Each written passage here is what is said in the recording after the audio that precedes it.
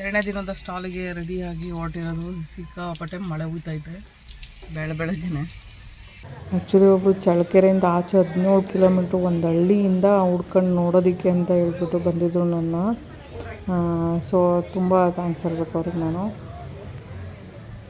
Actually ಇವಾಗ ಪೂರ್ವಿನ ಕರ್ಕೊಂಬರಕ್ಕೆ ಹೋಗ್ತಾ ಇರೋದು. ಸೊ ಬಸ್ ಸ್ಟ್ಯಾಂಡ್ಗೆ ಅದಕ್ಕೆ ಸ್ಟಾಲ್ ಬೇಗನೆ ಕ್ಲೋಸ್ ಮಾಡ್ದೋ. ಆಮೇಲೆ ಇಲ್ಲಿ 9:30 ಆದಮೇಲೆ ಜನನೂ ಬರೋಲ್ಲ. ಸೊ ಅದಕ್ಕೋಸ್ಕರ ಕ್ಲೋಸ್ ಮಾಡಿ ಇವಾಗ ಹೊರಟಿರೋವಂಥದ್ದು. ಮೈಸೂರಿಂದ ಇನ್ನೊಬ್ಬರು ಶಿವಮೊಗ್ಗಗೆ ಅಂತ ಹೇಳ್ಬಿಟ್ಟು ಟ್ರಿಪ್ಪಿಗೆ ಬಂದಿದ್ದಂತೆ. ಅವ್ರು ಕೂಡ ಮಾತಾಡ್ಸೋಕ್ಕೆ ಬಂದಿದ್ದರು. 5 ಜನ ಫ್ರೆಂಡ್ಸು.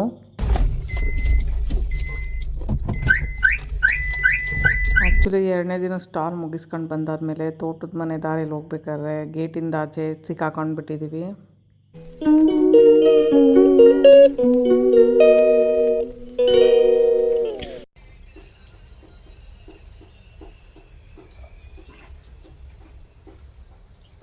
ಎರಡನೇ ದಿನದ ಸ್ಟಾಲಿಗೆ ರೆಡಿಯಾಗಿ ಹೊರಟಿರೋವಂಥದ್ದು. ನೋಡಿದ್ರೆ ಫುಲ್ ಮಳೆ ಬರ್ತೈತೆ ಬೆಳಗ್ಗೆನೆ. ಗುಂಡಣ್ಣ ಅಲ್ಲಿ ಮಲ್ಕೊಂಡವನೆ. ಸೊ ನೋಡಿ ಸಿಕ್ಕಾಪಟ್ಟೆ ಮಳೆ ಹುಯ್ತಾನೇ ಐತೆ ಇಲ್ಲಿ. ಎರಡನೇ ದಿನದ ಸ್ಟಾಲಿಗೆ ರೆಡಿಯಾಗಿ ಹೊರಟಿರೋದು. ಸಿಕ್ಕಾಪಟ್ಟೆ ಮಳೆ ಹುಯ್ತೈತೆ ಬೆಳಗ್ಗೆನೆ. ಸೊ ಶಿವಮೊಗ್ಗದಲ್ಲಿ ಸಿಕ್ಕಾಪಟ್ಟೆ ಮಳೆನಪ್ಪ ಎಲ್ಲ ಕಡೆಗೂ. ಎಷ್ಟು ಮಳೆ ಅಂದರೆ ಮಳೆ ಬೆಳಗ್ಗೆನೆ ಇಲ್ಲಿ. ಎರಡನೇ ದಿನ ಸ್ಟಾಲ್ ಹೊರಟಿರೋವಂಥದ್ದು. ಸೊ ನೋಡಿ ಹೆಂಗಿದೆ ತೋಟ.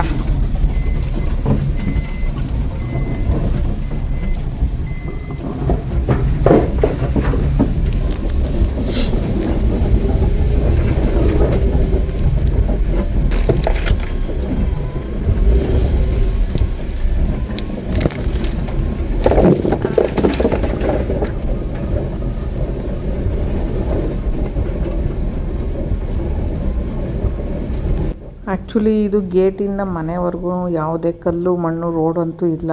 ಜಸ್ಟು ಅದು ಮಾಮೂಲಿ ಉಳೋ ಥರ ಭೂಮಿನೇ ಒಂದು ದಾರಿ ಮಾಡ್ಕೊಂಡಿರೋ ಅಂಥದ್ದು. ಇದ್ರ ಚೆನ್ನಾಗಿ ಮಳೆ ಹುಯ್ದ್ರಂತೂ ಸಿಕ್ಕಾಪಟ್ಟೆ ತೇವಾಗ್ಬಿಡುತ್ತೆ ಅಲ್ಲಿ.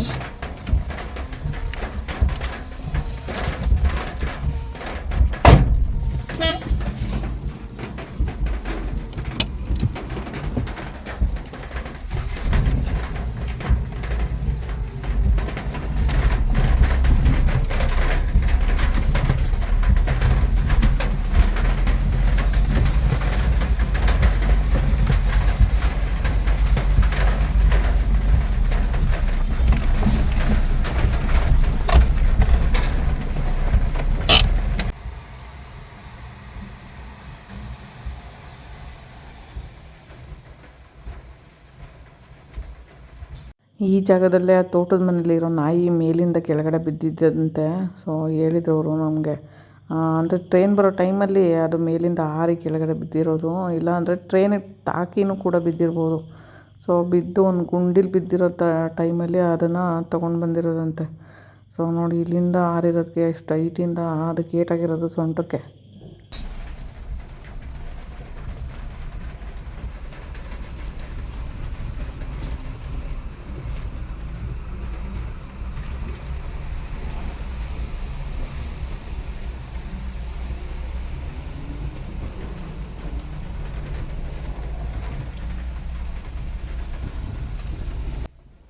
ಆ್ಯಕ್ಚುಲಿ ಇದರೊಳಗೆ ಅಂಡರ್ಗ್ರೌಂಡಲ್ಲಿ ಯಾಕೆ ನೀರು ನಿಲ್ತಾ ಇದೆ ಅಂತ ಹೇಳಿದ್ರೆ, ಆ ಕಡೆ ಆಪೋಸಿಟ್ಟು ಕೆರೆ ಇದೆ. ಕೆರೆಯಿಂದ ಎಕ್ಸ್ಟ್ರಾ ನೀರೆಲ್ಲ ಬಂದು ಅಲ್ಲೇ ನಿಂತ್ಕೊಬಿಡುತ್ತೆ. ಆಮೇಲೆ ಅದು ಗುಂಡಿ ಇರೋದ್ರಿಂದ ಯಾವ ಕಡೆಗೂ ನೀರು ಹೋಗ್ತಾ ಇಲ್ಲ. ಬಿಸಿಲು ಬಂದಾಗ ಮಾತ್ರ ನೀರು ಹೀರ್ಕೊಳ್ಳೋ ಅಂಥದ್ದು. ದಾರಿಲಿ ಮಳೆ ಹೂವು ಸಿಕ್ಕಿತ್ತು, ಹಾಗಾಗಿ ತಗೊಂಡು ಸ್ವಲ್ಪ ಕಾರಿಗೆ ಕೂಡ ಹಾಕ್ಬಿಟ್ಟು ನಾನು ಕೂಡ ಮುಡ್ಕೊಳ್ಳೋಣ ಅಂತ ಹೇಳ್ಬಿಟ್ಟು ಸ್ವಲ್ಪ ತಗೊಂಡೆ ಹೂವನ.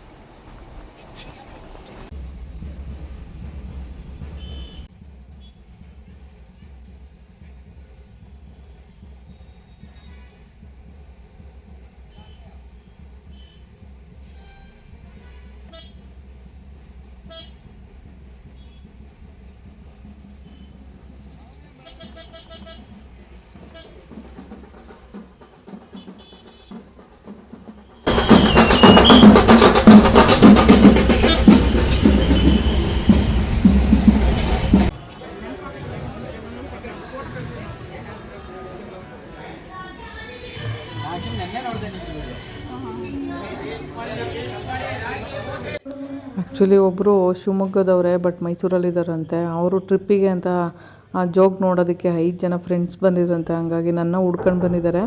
ಹಾಗೆ ಹುಡ್ಕೊಂಡು ಬಂದು ಮಾತಾಡಿಸಿ ಹೊಸ ಜ್ಯುವೆಲರಿ ಯಾವುದೆಲ್ಲ ಮಾಡಿದ್ದೋ ಅದನ್ನೆಲ್ಲ ನೋಡಿ ಅದರಲ್ಲಿ ಕೆಲವೊಂದು ತೊಗೊಳೋದು. ತುಂಬ ಖುಷಿಯಾಯಿತು ಅವ್ರನ್ನ ಮಾತಾಡಿಸಿ. ನನ್ನನ್ನು ಹುಡ್ಕೊಂಡು ಬಂದು ಮಾತಾಡ್ಸಿದ್ರಲ್ಲ, ಅದಕ್ಕೆ ತುಂಬ ಖುಷಿಯಾಗಿತ್ತು.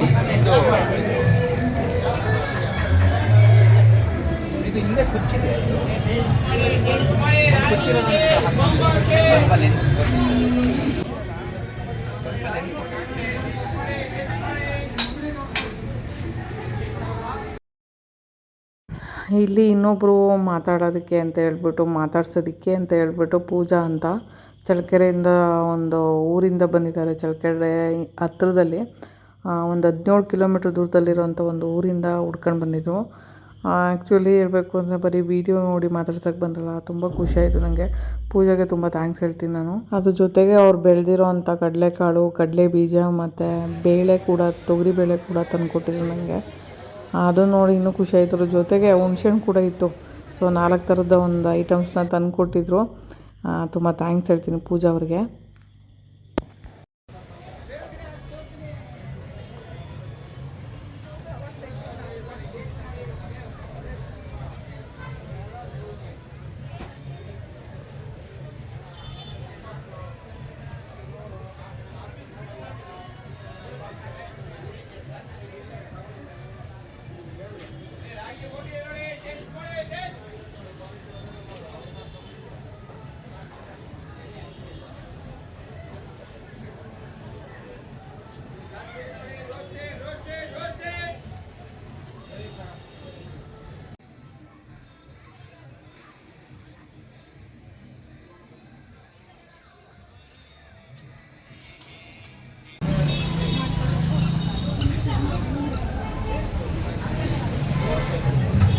ನೀವು ಮುಖ ತೋರಿಸಿ ಫಸ್ಟು.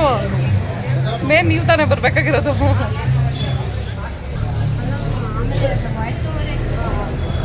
ವಾಯ್ಸ್ ಓವರ್ ಕೊಡೋದೇನು ಕೊಡ್ಬೋದು, ಆರಾಮಾಗಿ ಕೊಡ್ಬೋದು. ಸೇಮ್ ಕಲರ್ ಏನಿಲ್ಲ, ವೀಡಿಯೋದಲ್ಲಿ ಆ ಥರ ಕಾಣ್ತಾ ಇತ್ತು.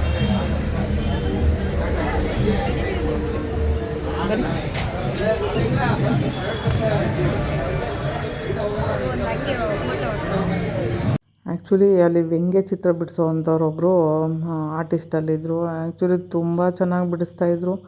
ಅದಕ್ಕೆ ನಮ್ಮ ಪೂರಿದು ಬಿಡಿಸೋಣ ಅಂತ ನಂಗೆ ಒಂದು ಕಡೆ ಆಸೆ ಆಗ್ತಿತ್ತು. ಅದರಲ್ಲಿ ಒಂದು ಮಗುನ ಗಮನಿಸ್ತಾ ಇದ್ದೆ. ಚೇರ್ ಮೇಲೆ ಕೂರಿಸಿದ್ದಾರೆ, ಅದು ಬೇರೆ ಕನ್ನಡಕ ಬೇರೆ ಹಾಕಿಸ್ಬಿಟ್ಟಿದ್ದಾರೆ. ಆ ಮಗುಗೆ ಚೆನ್ನಾಗಿ ನಿದ್ದೆನೇ ಹೋಗ್ಬಿಟ್ಟೈತೆ. ಹಂಗೆ ನನಗೆ ನೋಡಿ ನಗು ಬರ್ತಾಯಿತ್ತು. ಯಾಕಂದರೆ ಅವ್ರು ಬಿಡಿಸೋ ಅಷ್ಟರಲ್ಲಿ ಆಗಲೇ ನಿದ್ದೆ ಓಡ್ಬಿಟ್ಟಿತ್ತು ಪಾಪು.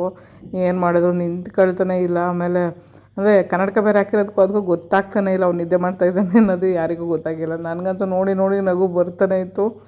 ಅಂದರೆ ಆ ಮಗುನ ನೋಡುವಾಗೆಲ್ಲ ಒಂದು ಕಡೆ ಪಾಪ ಅವ್ನು ನಿದ್ದೆ ಮಾಡ್ತಿದ್ದಾನೆ, ಕೂತಿದ್ದಾನೆ ಅಂತ ಯಾರಿಗೂ ಗೊತ್ತಾಗ್ತಿಲ್ಲ. ಕನ್ನಡಕ ತೆಗ್ದು ನೋಡಿ ಅವ್ರ ಅಮ್ಮಂಗೆ ಗೊತ್ತಾಯಿತು ಅವ್ನು ನಿದ್ದೆ ಮಾಡ್ತಾಯಿದ್ದಾನೆ ಅಂತ. ಆಮೇಲೆ ನೋಡಿ ಮಾತಾಡ್ಸೋದ್ಮೇಲೆ ಕಂಡುಬಿಟ್ಟ.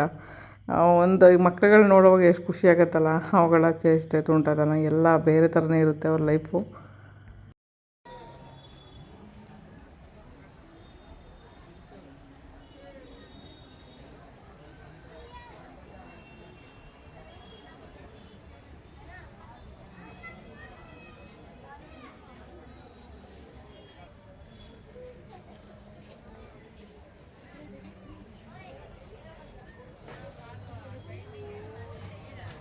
ನನ್ನ ಫೇವ್ರೇಟು ಮೆಣಸಿನ್ಕಾಯಿ ಬಜ್ಜಿ ಮತ್ತು ಕಾಫಿ, ಸಿಕ್ಕಾಪಟ್ಟೆ ಕಾಂಬಿನೇಷನು ಮಳೆಗೆ. ಆ್ಯಕ್ಚುಲಿ ಇವಾಗ ಪೂರ್ವಿನ ಕರ್ಕೊಂಬರಕ್ಕೆ ಹೋಗ್ತಾ ಇರೋದು.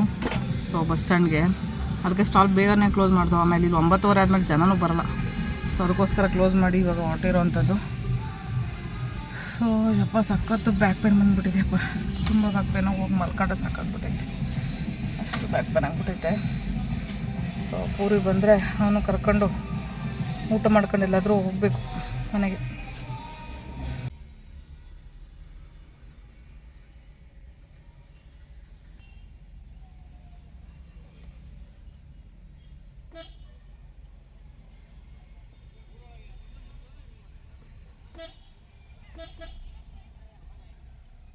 ಆ್ಯಕ್ಚುಲಿ ಪೂರಿಗೋಸ್ಕರ ವೆಯ್ಟ್ ಮಾಡ್ತಾ ಇರೋದು. ಸೊ ಬಸ್ಸು ಬರುತ್ತೆ ಅಂತ ಹೇಳಿದರು. ಹಾಗಾಗಿ ನಾವು ಸ್ಟಾಲ್ನ 10 o'clockಗೆ ಕ್ಲೋಸ್ ಮಾಡಿಬಿಟ್ಟು ಬಂದುಬಿಟ್ಟು. ಸೊ ನೋಡಿದರೆ 10:45 11 ಗಂಟೆ ಆಯ್ತಾನೆ ಬಂತು. ಸೊ ಇಲ್ಲಿವರೆಗೂ ವೆಯ್ಟ್ ಮಾಡಿದ್ದಾಯಿತು. ಪೂರಿ ಬಸ್ಸಿಗೆ ಬರ್ತಾಯಿದ್ದಾನೆ. ಸೊ ಬಂದಿದ್ದಾನೆ ಆಲ್ರೆಡಿ.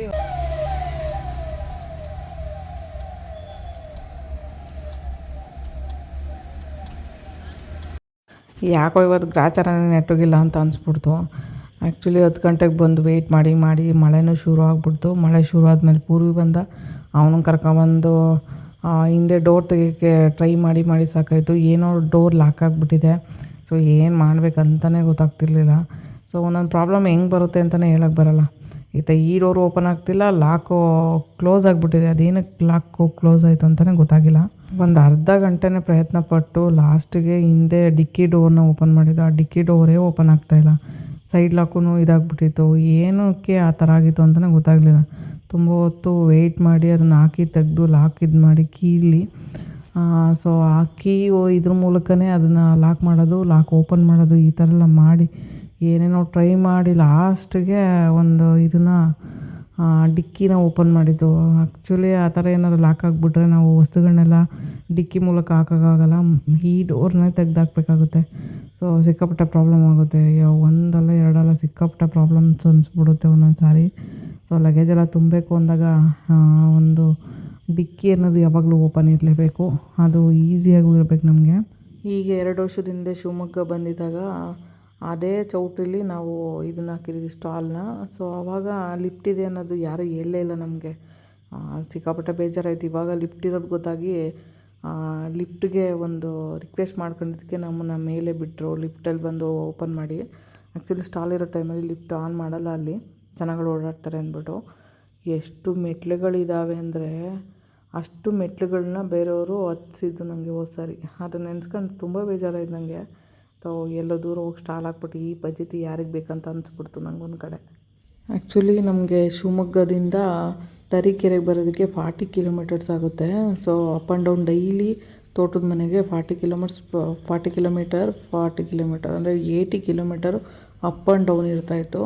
ಬಟ್ ಸ್ಟಾಲಿಗೆ ಬಂದಿದ್ದಲ್ಲದೆ ಸಿಕ್ಕಾಪಟ್ಟೆ ಈ ಥರ ಖರ್ಚು ವೆಚ್ಚಗಳೆಲ್ಲ ಆಗ್ತವೆ. ಸೊ ಔಟ್ಸೈಡ್ ಹೋಗ್ಬೇಕಾದ್ರೆ ಸಿಕ್ಕಾಪಟ್ಟೆನೇ ಕಷ್ಟ ಆಗುತ್ತೆ ನಾನಿರೋ ಪರಿಸ್ಥಿತಿಗಂತೂ. ಆ್ಯಕ್ಚುಲಿ ಅಲ್ಲಿಂದ ಇವಾಗ ಬಂದಿದ್ದಲ್ಲದೆ ಅಲ್ಲಿ ಬೇರೆ ಮಳೆ ಸಿಕ್ಕಾಕೊಂಡಿದ್ದು, ಡೋರ್ ಇದಾಗಿದ್ದು. ಸೊ ಅದಾದಮೇಲೆ ತೋಟದ ಮನೆಗೆ ಬಂದಾದ್ಮೇಲಂತೂ ಗೇಟಿಂದ ಮುಂದಕ್ಕೆ ಕಾರೇ ಹೋಗ್ತಾಯಿಲ್ಲ. ಏನೇ ಪ್ರಯತ್ನ ಪಟ್ಟರೂ ಹೋಗ್ತಾಯಿಲ್ಲ. 12 ಗಂಟೆಗೆ ನಾವು ತೋಟದ ಮನೆಗೆ ರೀಚ್ ಆದೋ ಗೇಟ್ ಹತ್ರ. ಬಟ್ ಕಾರ್ ಮಾತ್ರ 3 ಗಂಟೆ ಮಧ್ಯರಾತ್ರಿ ಆದರೂ ನಾವು ಅಲ್ಲಿಂದ ಒಂದು 200 ಮೀಟ್ರ್ ಇದೆ ಅಷ್ಟೇ ಮನೆ ಒಳಗಡೆಗೆ. ಹೋಗ್ತಾನೆ ಇಲ್ಲ. ಏನು ಪ್ರಯತ್ನ ಪಟ್ಟರೂ ಹೋಗ್ತಾಯಿಲ್ಲ.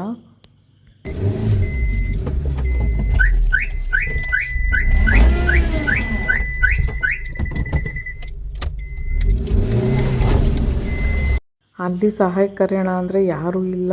ಮತ್ತು ಏನು ಮಾಡಬೇಕು ಏನೂ ಗೊತ್ತೂ ಆಗ್ತಾಯಿಲ್ಲ ನಮಗೆ. ಕೆಳಗಡೆ ಇಳಿಯೋದು ನೋಡೋದು. ಆ್ಯಕ್ಚುಲಿ ಎಲ್ಲ ಕೆಸರು ಅಂದರೆ ಕೆಸರು. ಆ ದಾರಿನ ಅವರು ಉಳುಮೆ ಮಾಡಿಬಿಡ್ತಾಯಿದ್ದಂತೆ ಪ್ರತಿ ಸಾರಿನೂ. ಹಂಗಾಗಿ ಅದು ಮಾಮೂಲಿ ಹೊಲ್ದಲ್ಲಿ ಹೋಗೋ ಥರ ದಾರಿ ಇದೆ. ಸೊ ತುಂಬ ಕೆಸರಾದರೆ ಅಲ್ಲಲ್ಲೇ ಊದ್ಕೊಬಿಡುತ್ತಂತೆ. ನಮ್ಗೆ ಗೊತ್ತಿಲ್ಲದೆ ಏನು ಮಾಡಿದ್ದೀವಿ, 2ನೇ ದಿನ ಮಳೇಲಿ ಚೆನ್ನಾಗಿ ನೆಂದುಬಿಟ್ಟಿತ್ತು. ಸೊ ನಾವು ಸ್ಟಾರ್ಟಿಂಗ್ ಅಂದರೆ 1 ಅವರ್ ಒಂದೇ ಗುಂಡಿಲಿ ಸಿಕ್ಕಾಕೊಂಡಿದ್ದೀವಿ. ಹೋಗ್ತಾನೇ ಇತ್ತು. ಆಮೇಲೆ 1:15 ಆಯಿತು, 2 ಗಂಟೆ ಆಯಿತು, 3 ಗಂಟೆ ಆಗಿದೆ ಅಲ್ಲೇ ಇದ್ದೀವಿ. ಲಾಸ್ಟಿಗೂ ನಮಗೆ ಅಲ್ಲಿಂದ ಕಾರ್ ತೆಗಿಯೋಕ್ಕಾಗೋದೇ ಇಲ್ಲ ಅಂತ ಗೊತ್ತಾದಮೇಲೆ ವೀಲ್ಚೇರಲ್ಲೇ ಇಳಿಸಿ ನನ್ನನ್ನು ವೀಲ್ಚೇರ್ ಕೂರಿಸಿ, ವೀಲ್ಚೇರು ಹೋಗ್ತಾಯಿಲ್ಲ, ಕೆಸರಲ್ಲಿ ತಗ್ಲಾಕೊಳ್ತಾ ಇದೆ. ಸೊ ಹೆಂಗೋ ಮಾಡಿ ಎಳ್ಕೊಂಡು ಹೋಗಿ ಅಲ್ಲಿ ಡ್ರೈವಿಂಗ್ ಮಾಡೋ ಅಂಥವ್ರು ಕರ್ಕೊಂಡೋಗಿ ಕೂರಿಸಿದ್ರು. ಸೊ ಗೊತ್ತಿರೋರಾಗಿರೋದ್ರಿಂದ ಅಲ್ಲಿವರೆಗೂ ತಲುಪಿಸಿದ್ರು. ತುಂಬ ಥ್ಯಾಂಕ್ಸ್ ಹೇಳಬೇಕು. ಯಾವ್ಯಾವ ಪ್ರಾಬ್ಲಮ್ಸು ಬಂದು ತಗ್ಲಾಕೊಳ್ತಾವೋ ಅಕರ್ಸ್ಕೊಳ್ತಾವೋ ಗೊತ್ತಾಗಲ್ಲ. ನಮಗಂತೂ ಲೈಫು ಹೆಂಗೆ ಅನಿಸ್ಬಿಟ್ಟಿದೆ ಅಂದರೆ ಒಂದು ಸ್ಟ್ರಗಲ್ ಲೈಫು. ಯಾವಾಗ ಏನಾಗುತ್ತೆ ಅಂತ ಹೇಳಕ್ಕೆ ಬರೋಲ್ಲ. ಬಟ್ ಎಲ್ಲನೂ ಮೀರಿ ಬದುಕೋದೇ ಜೀವನ. ಇದು ಇವತ್ತಿನ ವಿಡಿಯೋ ಆಗಿತ್ತು. ನಾಳೆ ಇನ್ನೊಂದು ವಿಡಿಯೋ ಒಂದಿಗೆ ಸಿಗ್ತೀನಿ. ಎಲ್ರಿಗೂ ಬಾಯ್, ಗುಡ್ ನೈಟ್.